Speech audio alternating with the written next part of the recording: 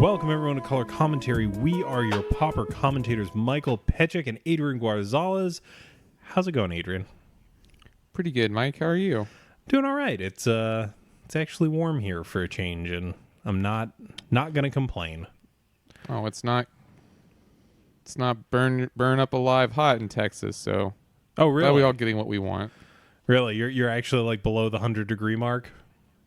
Yeah. Wow. Lucky you. It did pour down rain this morning, which was kind of weird, but I don't know. Weather is a bizarre oddity up here. All right, let's take care of upkeep stuff so we can get into our main discussion for today. What do you have for us in terms of upkeep? Well, we've got our Patreon for $1 an episode. You can hear our full show, including our pre and post shows, which are normally not related to Magic. In fact, today they were not. We talked about E3 mostly. And you get access to our patron-exclusive Discord channel. What do you have, Mike? We are also brought to you in part by Hipsters of the Coast. They're a content hub for all sorts of Magic the Gathering content. Go there, check out some articles, some podcasts, show them some love on social media, and let them know that you appreciate them for giving us a platform. All right, Adrian. It has been, like maybe 5 days, maybe 6, since Modern Horizons went live on Magic Online. And it's off to a start. Yeah, we may not have been impacted as heavily as Modern has been. I don't know if you've seen what's going on over there. No. What is going on over there, though? You can tell me. There's a ridiculous combo deck featuring Hogak. I think that's how you pronounce it. Oh, I have seen that. Yeah, if you've seen that deck in action, it is a bizarre creation. And it looks very, very powerful, and it is unsurprising to me that yet again a delve spell is causing problems in a format. But here we are. But we've also got a decent amount of people playing Modern Horizons cards in Pauper as well. So we called the people playing new Modern Horizons cards in their main deck out of this week's challenge, and we're going to talk about some of them. So, Adrian, what's the first card we have here that showed up this week? The first one is one that we did predict would do pretty well. It's Fairy Seer. Fairy Seer is the 1/1 for blue, where when it enters the battlefield, you scry 2. One with flying as well. So just very relevant card. And the first deck that we see it in here is Paulo Cabral piloting it to 4th place alongside the in a blue-red, a mono-blue Delver deck. I misread some of the cards here. And this is a very sort of traditional build, barring the fact that it's running 4 mutagenic growths. Yeah, and some of them have run mutagenic in the past to varying degrees of success. It seems pretty good here. But also, wow, Fairy Seer just perfectly fits in there, replacing Gush, of course. But I think it's like Gush and Daze slots, right? Oh yeah, dude, I had forgotten about Daze. I keep forgetting that Daze got banned. I know. So yeah, just filling in the Gush and Daze slots here. So really cool. The next deck we see it in is blue-red Delver, where we have 2 copies of Fairy Seer alongside. There's a Fire Ice in here. That's pretty cool. Yeah, there's Fire Ice. I mean, this one does have the full Fairies package.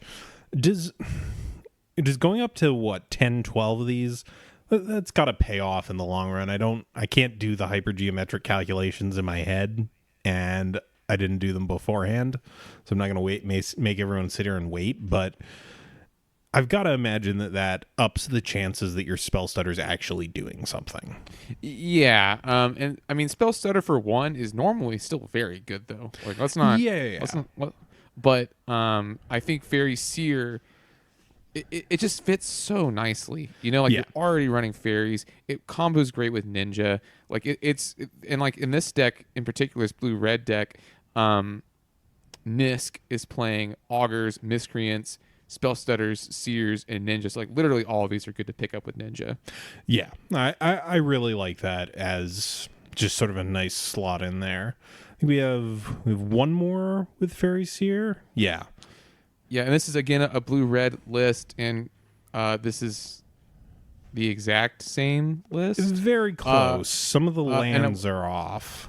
And I do want to point out one other thing, which is that these decks are running accumulated knowledge instead of gush. Accumulated knowledge seems to be the accepted alternative. Yeah, and it's actually a reasonably interesting play experience for folks who haven't. I don't think we've talked about this in ages because it's been ages since this card has seen play. Accumulated knowledge is 1 in blue for draw a card, and then draw a card for each accumulated knowledge in graveyards, plural. Right. So in the mirror, you're helping them also. You're helping them, and there's like this tense back and forth of you don't want to like hang on to them forever and fall behind on cards, but you don't want to blow yours all before they cast theirs because then they're like drawing 5 off of a 2-mana spell. I think it's an interesting sort of back and forth there with that card, and I think that makes sense to sort of replace the whole left by gush in terms of like large card advantage. Well, here's a curveball. Appa 19, 28th place, is playing Shenanigans in their sideboard. Mm-hmm. What do you make of that?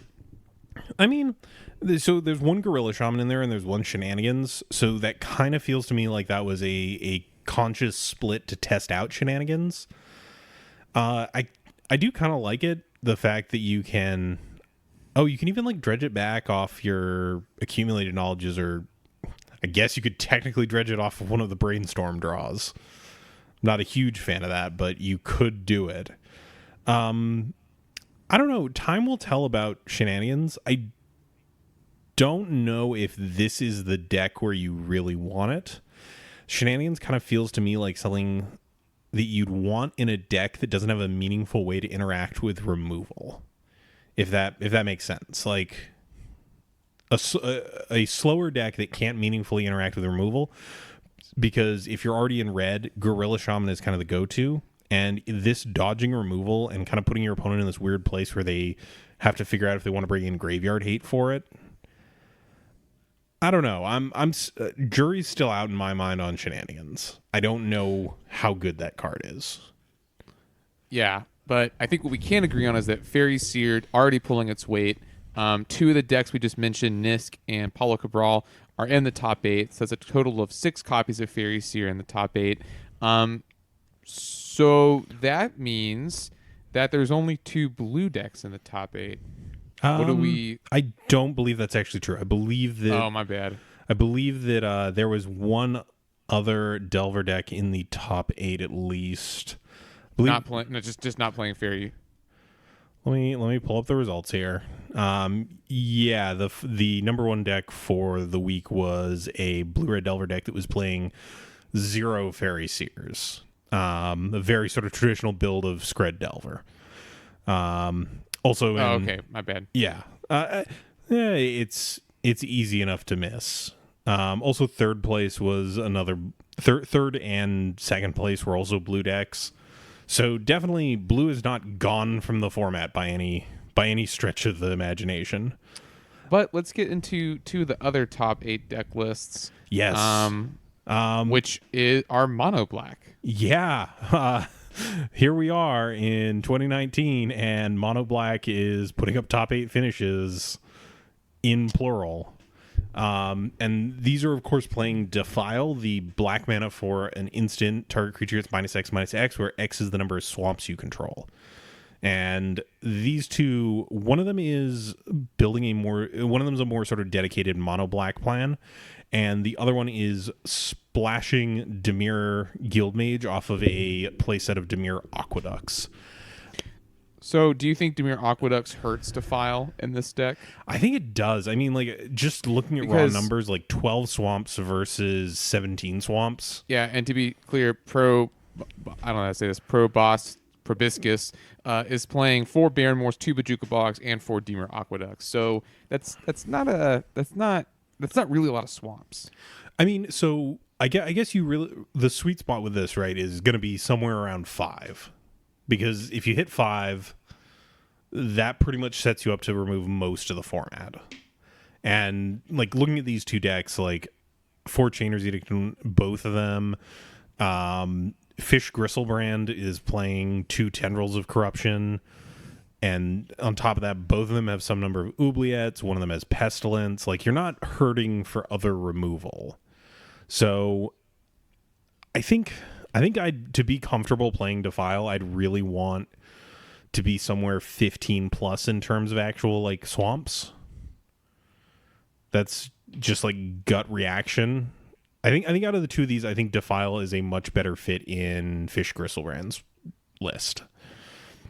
And looking through, yeah, we've got a lot of the usual suspects, you know, Phyrexian Ragers, Thorns of the Black Rose, Gurmag Angler in the 5th place list, but not in the 8th place one.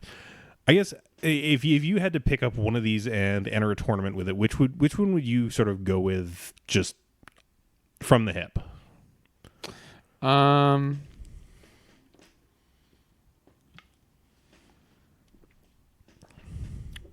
kind of like the look of Fish Gristlebrand's a little bit better.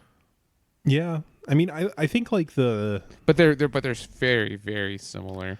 One of them is playing Night's Whisper, which is maybe because there's more blue, but they're both not bad. My fear would be that Dimir Aqueduct would get a little clunky. Yeah, I like the fact that Dimir Guildmage gives you the chance to really sort of grind a game out, but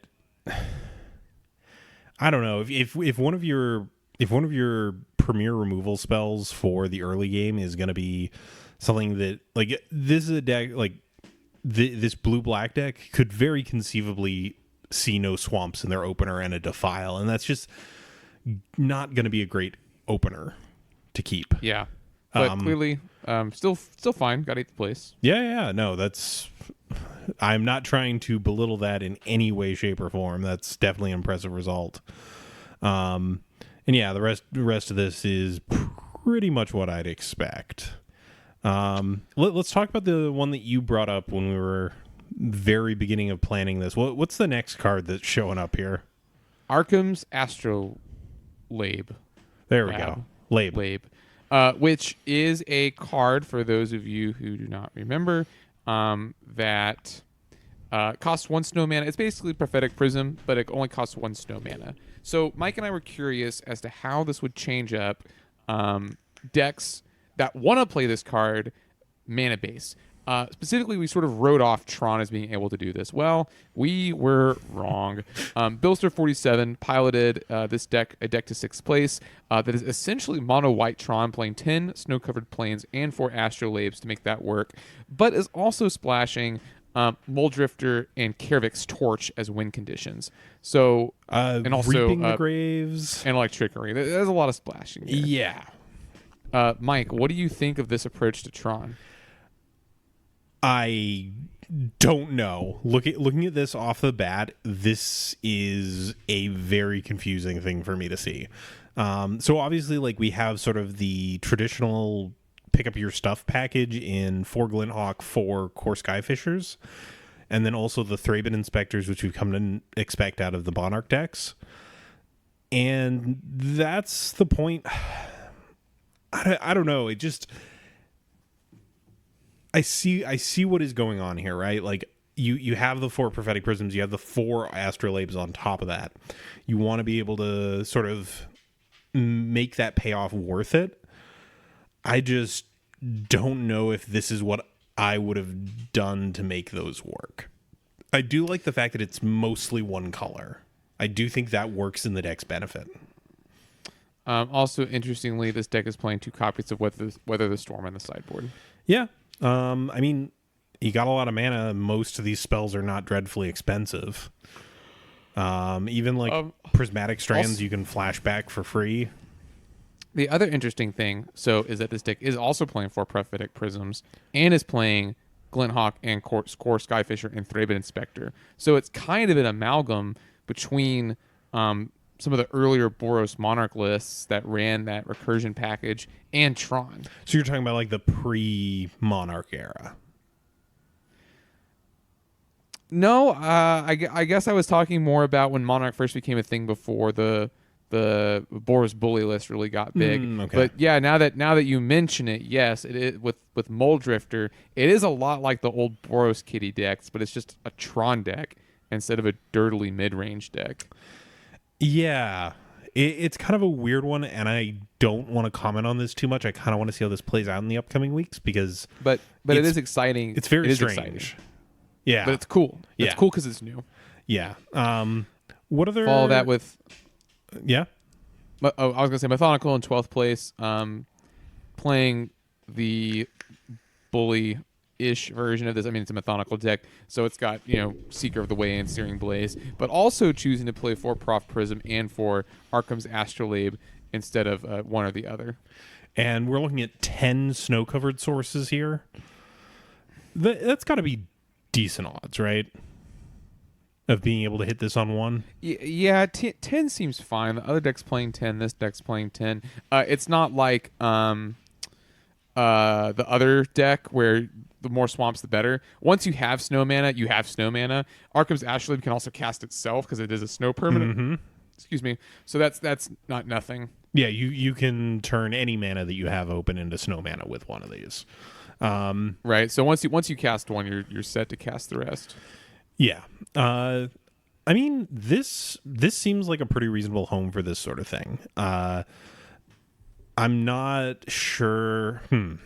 So I guess the one thing, let me just double check all these lists. Okay, we do have one list further down that's a little bit more the monarchy side of things, but I mean, this works. It's definitely sort of pulled away a little bit from the very graveyard heavy version of this deck because we only have the 2 Faithless Lootings and the 2 Firebolts in the main. But I think having access to that extra card draw off of all of your bounce creatures is a really solid upside. I'm also kind of shocked to not see any prismatic strands in this main deck. Come to sort of expect that out of this. Actually, none on the sideboard either. But yeah, I don't know. The one thing I will say is going down to 5 artifact lands is interesting. And one of the things I hadn't really thought about was the fact that if you're running the Astrolabe and you trim some of those artifact lands, you get when you care about the Metalcraft off of Galvanic Blast, that actually kind of balances one another out, which is certainly an upside. I don't know. It'll be interesting to see where this style of deck goes. What other Astrolabe decks do we have here? We have another one at 30th place. Apaz playing a Mardu list with Burning Prophet, Prophetic Prism, Astrolabe, and Ephemerate, which is the double flicker rebound spell. So looks kind of similar, except you have Burning Prophet to get some more value off of, damage, I should say, off of getting the Prism and such down. Also running 4 copies of Skred and playing 15 snowlands. I mean, but also Skred is good with Arkham's Astrolabe. Yeah, I was gonna say, like, if you have Skred is also snow permanence, right? I didn't even think about this before we sat down. But I kind of like this. It's definitely got some stuff where I think it's a little cuter than I think I would personally like to run. The Ephemerate and Mesmeric Fiend synergies there, where you can flicker in response to its own trigger. Oh yeah, Skred does count all snow permanents, so that's nice. I will tell you what I like. I do like Burning Prophet in this style of list a lot. Yeah, it's pretty sweet because if you have enough mana, you can just scry. Actually, not even the damage, just being able to scry and then draw is pretty sweet. That's what I'm saying. Like turning all of your Astrolabes into ops, I think is just fine. It's cool. It's definitely cool. Yeah. I think like this deck could honestly probably shave the black portion of it. I mean, it's playing, Mesmeric Fiend, Gurmag Angler, Knight's Whisper. But, what if you played Faithless Looting Yeah. instead, and just didn't worry about the black. Yeah, I see what you're saying.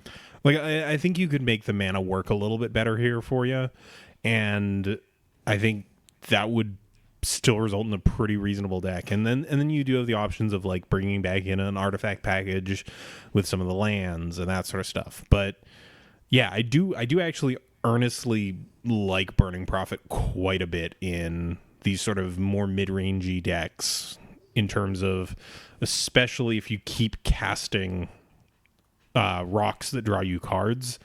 That just feels like a sweet little piece of synergy. I really, really like that. Yeah, that's cool. We got one more. Up next, we have Casa, 31st place. Looks like a Monarch list that, well, it's also a Bully list, kind of. It's got Faithless Looting, Battle Screech, Synergy.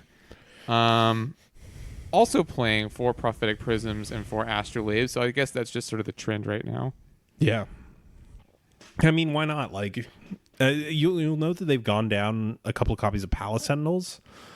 I think as long as you're hitting like a decent velocity of it, you can probably get similar card advantage, and you also have the potential to do it in sort of bursts instead of one a turn, and not having to keep back blockers or keep up fog effects. All that stuff is a nice way to sort of gain mana advantage on another angle, and I think that is a pretty decent plan. Now, here we see all the way down to 9 snowlands. I guess how few snowlands can you run before Astrolabe is a bad idea? And I'm not asking for a Frank Karsten answer here. I'm asking for a just gut feeling. 7. 7, you think, is like the cutoff point? Yeah. I guess I could see that. I don't know. Like, these are all decks that run far fewer snow-covered lands than I would expect, but I'm also not brewing with Arkham's Astrolabe at the moment, so there's that as well. Nothing else super spicy out of the board. Do we want to get into some of these green decks? Yeah. What's our first one here? We've got a Adepto Terra playing elves with 4 copies of Winding Way. So Winding Way is the 1 and a green for a sorcery.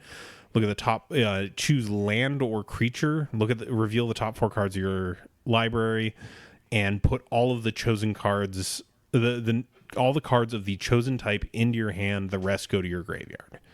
And in this case, we're seeing it paired alongside Lead the Stampede to cut out that blue splash. Though I am seeing this 1 copy of Trinket Mage in the creatures pile. To get Viridian Longbow. It's to get Viridian Longbow. I understand why it's there. It just seems... casting that only off of 4 Birchlar Rangers, I guess it's not vital to your game plan every single time, but still a little on the risky side for me. But do you think Winding Way is here to stay, just to sort of trim out that blue splash? I would be interested to see. Yeah, I think it could be very good. Sorry, that's kind of a non-answer. Yeah, I think it is. I think being able to cut the island is strong. I think cutting the island and also not having to have a board presence is also really nice, because both it and Lead can dig you out if you get your board wiped. And Elves has always been a little bit on the glass cannony side of things, so being able to sort of smooth out some of those cracks in the overall structure is, I think, definitely an upside. Further down, we also have Swift Warkite 2 in 14th place, playing Elves again. They are playing the 1 island. They are playing 2 Distant Melodies, 1 Lead the Stampede, 4 copies of Winding Way, and then also 2 Springbloom Druids. This is the 3 and a green for a 1/1. When it ETBs, you can sack a land and get 2 basics into play tapped. The Harrow Elf. Yeah, it's pretty much Harrow. And also, again, in the sideboard, we're seeing 2 copies of Weather the Storm. The Storm gain 3 life People effect. like that card a lot. I mean, Burn's popular, so... Yeah, and I mean, like, it also, in matchups that you're trading back and forth, like, Weather the Storm does just gain you a whole ton of life. It does make it a little bit easier to survive some of these matchups.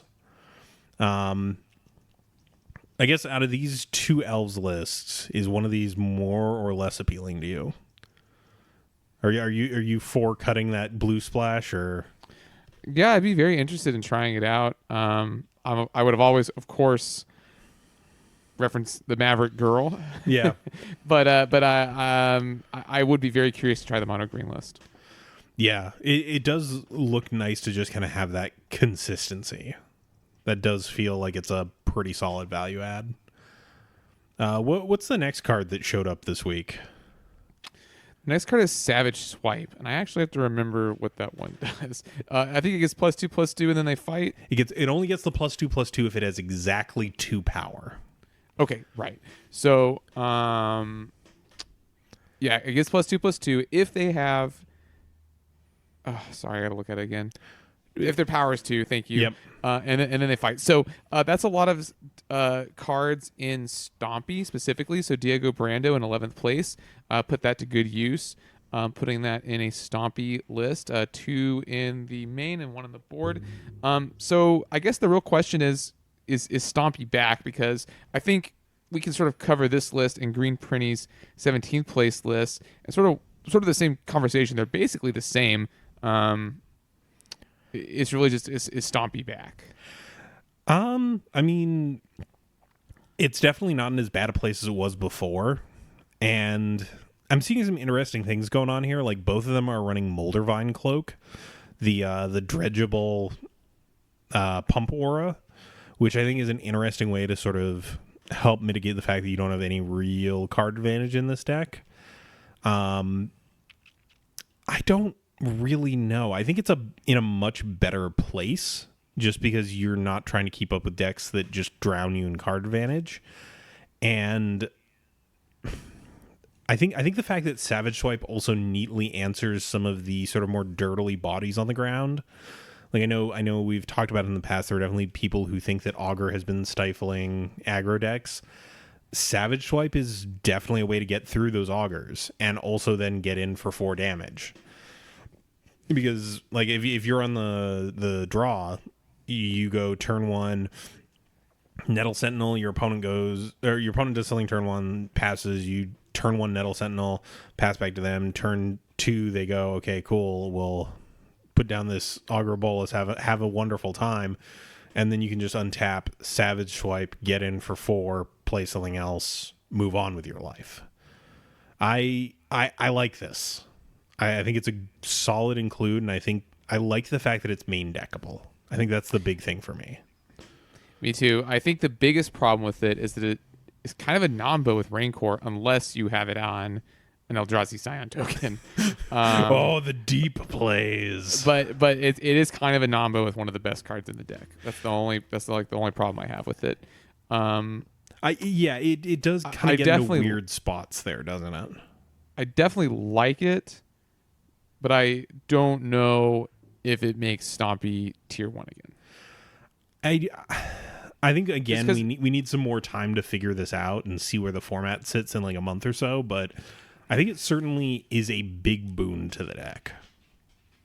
Yes, I completely agree. I also do want to note that like these decks are very similar outside of the sideboard, although one of them is running mutagenic growths, which I do really like. Free pump spells are just very, very good. And also one of them's not running the Root Walla. Come on. Basking Root Walla. Wild Mongrel. The classic. They just combo. They just go together like peanut butter and jelly. Okay, so now that we've had a chance to sort of look at some of these decks, how do you feel? So we looked here at 13 different lists out of 32. I would say I would class Modern Horizons as a rousing success. Because I can't think of I can't think of the last time where a set came out and a little shy of half the decks in the challenge that week, the top 32 were playing new cards. Yeah, it's really good. It's I love it. All right. So now that we've covered the challenge, let's sidestep into something that we talked about a little bit last week. So the London Mulligan. Let's talk about the London Mulligan. So this is going into effect with Core Set 2020, which will be coming out in, I want to say July, because we literally got preview cards for that set today. Because we live in a nightmarish, never is it not spoiler season hellscape right now. But London Mulligan, it's the one that they tested out at MC London. Do we think we have to go through the actual rules here for the benefit of folks at home? Yeah, absolutely. All right. So currently what happens is every time you take a mulligan, you draw one less card. When you've decided to keep your hand, you can scry one before the game starts, and that's it. That's your mulligan. The London Mulligan. Yeah? I was going to ask you what kind of impact you thought that would have on the format. So it's tricky. Let's talk about the actual new mulligan rule. Okay. So with the London Mulligan, every time you take a mulligan, you are always drawing 7 cards. The thing that changes is for each time you have mulliganed, you're going to take 1 card out of that hand if you choose to keep it and put it on the bottom of your library. Right. So early testing of this with Modern, did you see like the Neoform Gristlebrand deck? Yeah, I did. And it was only good with the London Mulligan.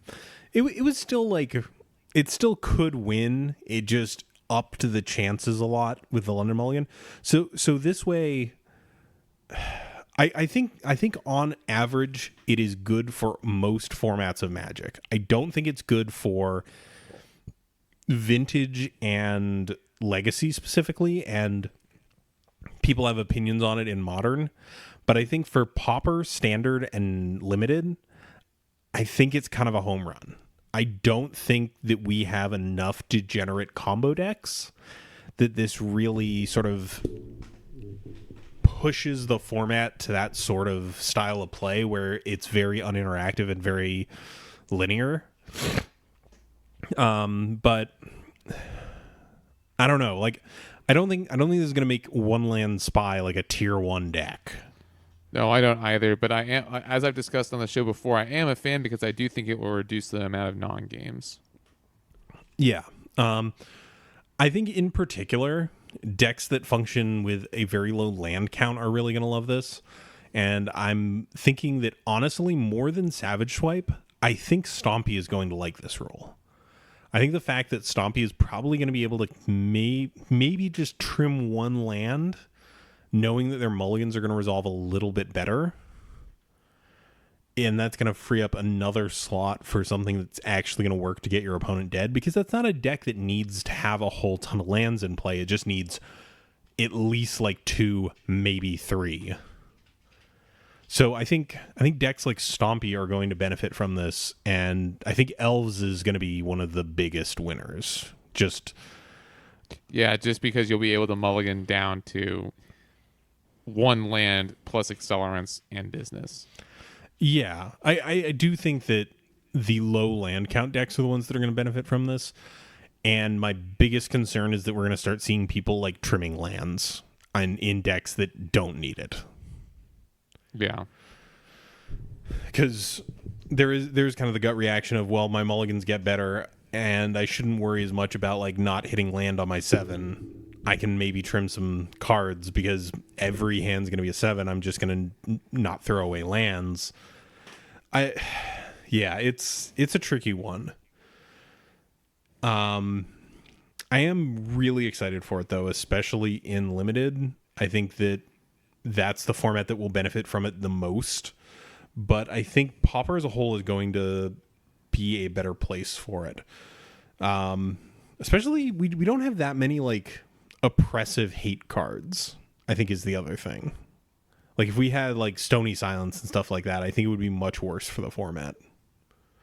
I think so too. We have artifact lands. Yeah. Well, that was just like an example, just like something where like it's a silver bullet against one specific deck. Like you could substitute like Leyline of the Void or something like that for it. And sort of the same point I'm trying to make here is like our silver bullets, like yes, we have Gorilla Shaman, but And I guess like Serene Heart against Boggles is another one of those. Yeah, I don't think this is bad for us. I think for once, like a rules change just doesn't bother me in the least, and I'm very happy about that.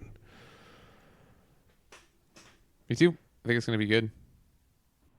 All right, just before we head out here, we do have one small thing that we missed during our set review last week that we should probably talk about before someone else notices that we missed it. We missed Settle Beyond Reality. And Mike, we didn't miss it. We didn't think it was good, and then someone told us it was good, and so now we're going to talk about it. That's fair. We did actually go through every card. We didn't just miss this one. Thank you for keeping me in check here. Thank you for calling me out on my stuff. Well, and we kind of dismissed this because it was 5 mana. Right. It's Settle Beyond Reality. Yeah. 4 white. Yeah, go ahead. Sorcery, choose one or both. Exile target creature you don't control. Exile target creature you do control. Then return to the battlefield under its owner's control. And so tell me, where does this possibly live? I mean, it's got to be like only Tron, right? Yeah, because this is technically a loop with Mnemonic Wall. Well, but you can only exile Mnemonic Wall. Yeah, and I exile guess one you of can, their things. Yeah, you can like use it to kill creatures, but you can't use it to like flicker walls and like get stuff back. No. But I mean that's cool. And I like the flavor of this card a lot. I'm not sure what the flavor of it is, but two taken, 2 judge, 1 return. You exile a creature you don't control. You exile a creature you do control, and then you return it to the battlefield. So the idea is that both of the creatures go to this other plane of existence and fight, but only yours makes it back. Oh, okay. No, I got it now. Do you think so? We talked earlier about that deck that was the base white Tron deck. Do you think this could be that could potentially be a place where this could fit in? Sure. Yeah, I could see that. It's wait a second, Adrian. Wait, and don't hang up the call after I say these words. Reality Acid Tron. Click. Sure, why not? No. Yeah, it actually makes sense because you can use it to exile Reality Acid, but it has to be a creature. Well, no. Right, the white Tron deck that we talked about earlier. It's running Skyfishers and it's running Glint Hawks. Oh, I see. So yes. it's using the artifact synergy. But what if we swap Glint Hawks for the infinitely worse option of Dreamstalker? And we use Dreamstalker as our second like bounce stuff to the hand creature. And then we play Settle Beyond Reality, Mnemonic Walls, and we play Reality Acid, which we can pick up with Core Skyfisher. I'm really digging here, but I think there's maybe something there, especially because that is a deck that kind of wants to keep doing its Reality Acid thing. So being able to like you could have lines where it's like flicker my wall and my Skyfisher picks up Reality Acid, replay Reality Acid, or like Settle Beyond Reality. Like this is all slow, but there's a lot of attrition to be had there. And like I don't know what your win con is here. Like maybe you just splash for Kervex Torch and you're fine about that, but it's not like it's going to be drastically different to run some split of snow-covered islands and plains and just snow-covered plains, especially if you're trimming some stuff out of the 1-drop slot. I don't know. It's got legs. I've played worse decks than that. I've played actual just straight up acid trip. The deck isn't good, but maybe with one of these weird white Tron shells, someone out there could make it work. If you're interested in making this work, please let us know if you do well with it, because we will talk about it. I will make Adrian sit here for, I don't know, 20 minutes, maybe a helpful half hour, and talk about Reality Acid Tron. Go out there and brew, folks. All right, so to recap, Modern Horizons, very good. It has already impacted the format in a positive way. We're seeing a good chunk of diversity within our top 32. Mono Black is kind of back. We've got blue decks running the new fairy. We've got Stompy back. We've got elves. I think actually the only one of like the old school decks that I can think of that I didn't actually see and I should check for is no traditional affinity builds. Boo. Yeah, I'm sorry. Your baby is Not even the 1/1 changeling could fix that, huh? Why would you play the 1/1 changeling? I was joking. What tribal synergies are we going for here, buddy? Beast. Oh, That was a joke. I guess it is technically a Mur, isn't it? Our Arcbound Ravager is a beast. That was the joke. Yes, I'm aware. What is it? The stupid 6-mana 5/5, the one that gains you 5 life. I believe that's also a beast. There you go. Well, not that you can make that interact in any way, but yes. That's where you're wrong. There is a beast tribal card at common, but we're not going to go completely off rails. But Modern Horizons, really solid impact. We're seeing a lot of diversity come back to the format as a result of the bans and then the subsequent release of a bunch of new cards that have people excited. They're out here trying new things. Time will tell if this is going to be something that, has long-lasting impacts, but I'm pretty happy regarding this set, and I think you should be too. And then London Mulligan, we're both positive on it. And Settle Beyond Reality, go out there, brew, bring me back a really terrible pile of trash featuring Tron lands, and I might play it. I might have to. All right, Adrian, you have any closing words, or would you like to take folks out of the show? I'll take him out. Thanks for joining us today. This podcast is brought to you with the support of our patrons. Consider supporting us if you like the show. Check below this video or the description of this podcast for details on where to find us. I forgot to mention a patron, possibly now. Thank you so much for supporting us. If you listen to some platform with reviews, they're always appreciated as they boost our visibility. If you've got a deck list or an idea for a topic, you can contact us either via our website or you can email us directly at colorcommentary@gmail.com. Special thanks to my LGS Pat's Games and Mike's LGS JP Comics, and of course L. You can find our theme song Quantitative and other great tracks over at soundcloud.net/ELLELLELL. Till next week, this is Adrian and Mike signing off for Color Commentary.